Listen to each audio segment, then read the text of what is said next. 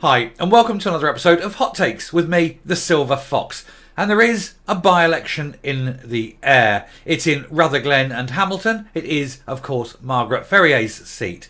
It's becoming increasingly likely that that is going to be a recall election after her ban from her parliamentarian seat for 30 days. That's enough, that's long enough that a recall election can be called. It just requires 10% of the electorate in that constituency to ask for it, and it must be given. Well, it looks like it's going to happen. Both the Labour and the Tory candidates up there have been gathering their troops. They've been out in force, taking names, and it looks like they've hit that threshold.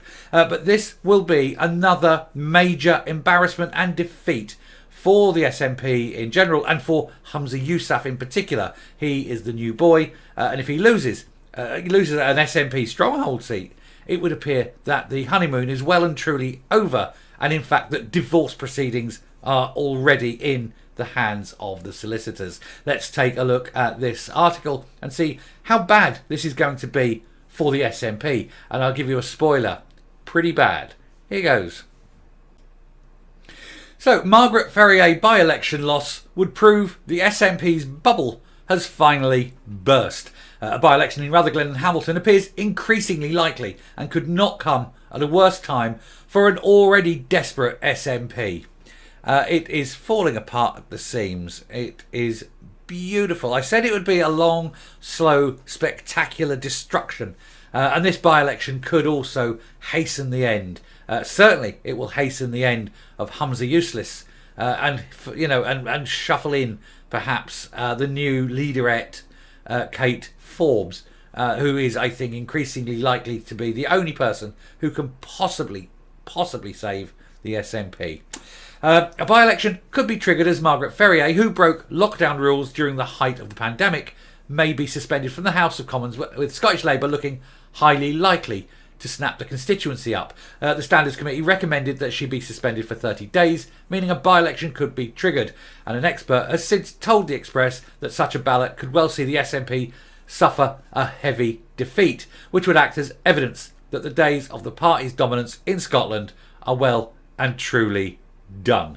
And it would be magnificent to see. It's one of those Thursday nights where come 10 o'clock they close the ballots, and then you just keep an eye as the results coming in. Depends on how quickly the vote is, but they'll want that quick. And so you'd wake up on the Friday morning with the papers splashed that the SNP have lost a rather safe seat there. And so it would be it'd be another nail in Humza's coffin, another nail in the coffin of the SNP, and truly spectacular. Anyway, we'll come down and have a look.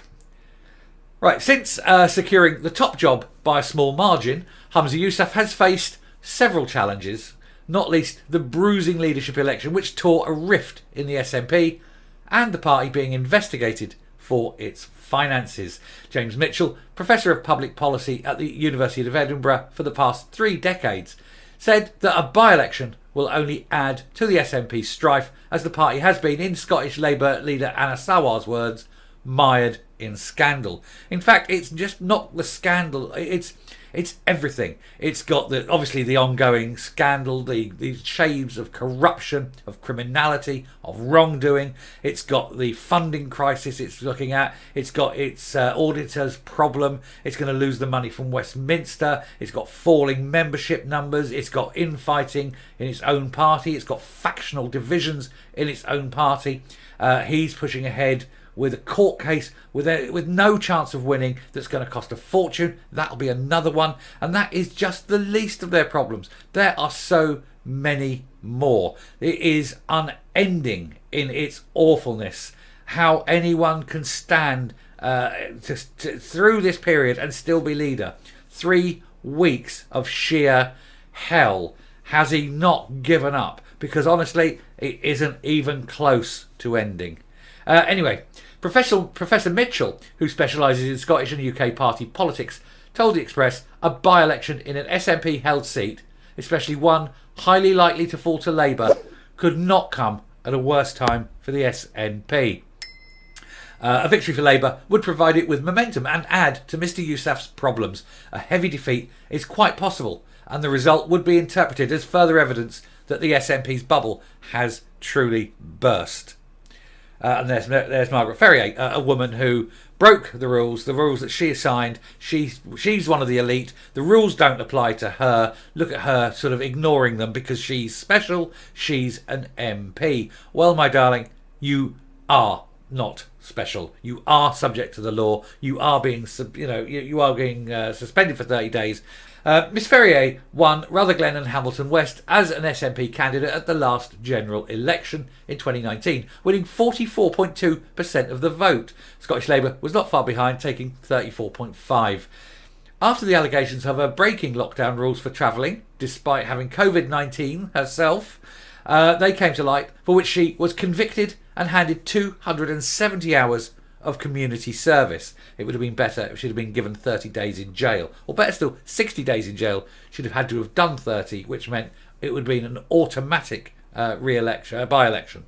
But Miss Ferrier, who was booted out of the party and told to stand down by former Scottish Minister Nicola Sturgeon. However, she did continue to always vote along the SNP line in the hope that she would be readmitted to the party. But that looks increasingly unlikely now, especially as there may well be no party for her to join. That's how bad it is.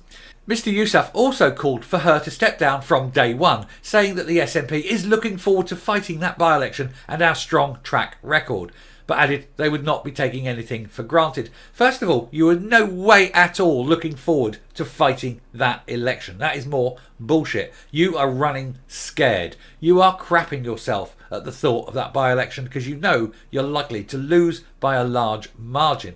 And as for your strong record, that's not something you need to be reminding people of. Your personal record is utterly woeful, and the record of the party isn't great of late, is it? Let's be honest. The last thing you need to do is remind people of your record.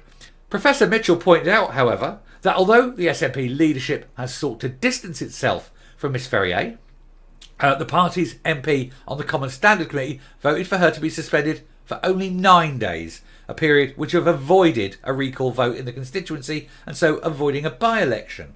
But there was more reasoning for that. This is why they voted for Boris to only receive 9 days to set a precedent. But then she got the full 30, and that was weird because that MP who voted for her to get the 9 also seemed to support Boris in only getting 9 days. And it was very weird, but it obviously became a precedential thing. So I've done the video on that, and it is just a weird condition where you're getting the SNP actually supporting the Tory party.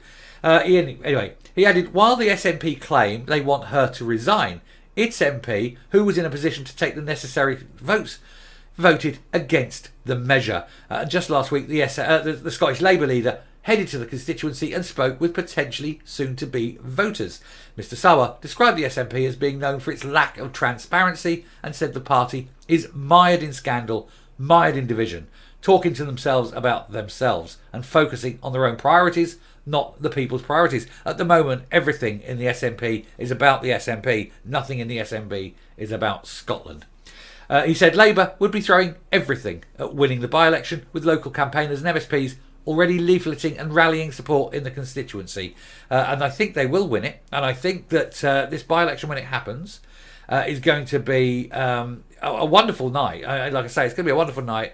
The SNP will lose, and he will probably face calls at that point, finally calls to resign. And I don't think he will, but I think it'll be the men in suits will visit upon him in the night and convince him that stepping down is the right thing to do. Anyway, Professor Mitchell described it as a highly winnable seat for Labour, which has in recent weeks enjoyed a positive boost in the polls. He said it is no surprise Labour has set its sights on Rutherglen and Hamilton West as the party snatched it from the SNP in 2017 but lost again in 2019. Even without the Margaret Ferrier problem and the SNP's current difficulties, it was looking like a highly winnable seat for Labour. It looks like they're going to win it by a huge margin. A recent poll carried out since the first new minister was appointed, the new First Minister was appointed, revealed that Labour was closing in on its rival in an apparent fall from grace, despite the SNP having held an average 20-point lead at the start of the year. It's way, way down. And so Labour seem to be a bit resurgent anyway. Then given what's happening generally, and specifically for Margaret Ferrier, who's lucky to not be in prison, and of course all the sheer fear within the top echelons of the party over his running of the party, it seems Labour are going to trounce this. They're going to win, and the SNP will be out, and people will see it for what it is. If another failure, he failed in everything he's doing, and he's now failing as leader. Wonderful, wonderful, isn't it? Anyway, I shall come up. It is the end of days, I feel, for the SNP. I think the undertaker has measured the coffin. I think the gravedigger has dug the hole. It's just a case now of when will the patient cark it. The family are gathered around the bed waiting for the last breath to be drawn before running out back to the house and stealing everything that's there before anyone else gets a chance. That's what it's like in the SNP at the moment. They all know that it's dying on its feet. And now this election, if lost, and if lost by, particularly by a large majority to Labour, would, I think, be certainly the end of Humza Yousaf. It would almost immediately be the end of Humza Yousaf. Even he couldn't continue if he couldn't manage a victory in a stronghold during the first couple of weeks of his premiership.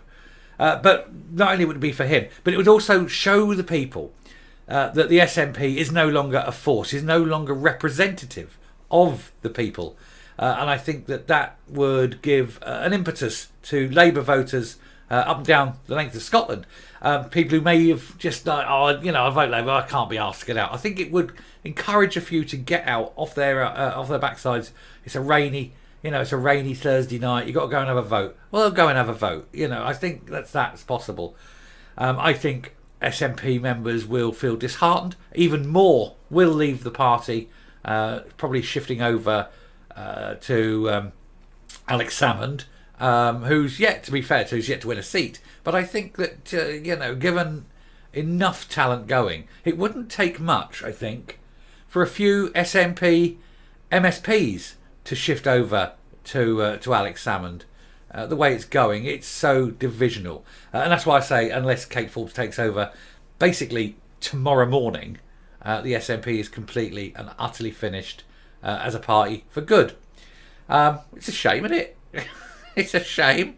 Anyway, thank you very much for watching. If you like what you're seeing here on the channel, please hit the subscribe button, ring that bell, leave a like, leave a comment, share the video, and until next time, stay safe, stay well.